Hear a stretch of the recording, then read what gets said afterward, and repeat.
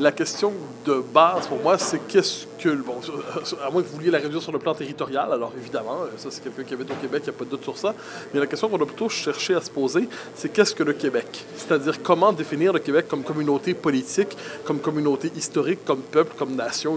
Alors là, à partir de là, on ne peut pas le réduire à une simple association d'individus, chacun blindé dans leurs droits. Il faut le définir à la manière d'une entité historique, d'une réalité historique qui se transforme, mais qui comporte une part de permanence ou d'identité. Alors moi, voilà, je dis que sur le fond des choses, le Québec s'ancre, le peuple québécois s'ancre dans ce que j'appelle la majorité historique francophone. Et la vocation des nouveaux arrivants est de prendre le pli de cette majorité historique francophone. Alors évidemment, lorsque les nouveaux arrivants s'y intègrent, ils y amènent quelque chose, elle se transforme, mais fondamentalement, le geste d'adhésion vient de ce côté.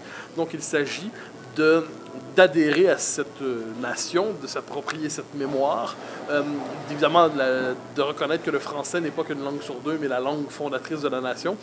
À partir de là, il y a une minorité historique anglo-québécoise dont les droits sont confirmés, sont reconnus, mais on ne peut penser l'identité du Québec sans l'ancrer d'abord dans la majorité historique francophone, sans quoi elle perd toute consistance, sans quoi le Québec ne se distingue plus fondamentalement de l'Ontario, du Manitoba, de l'île du Prince-Édouard et ainsi de suite.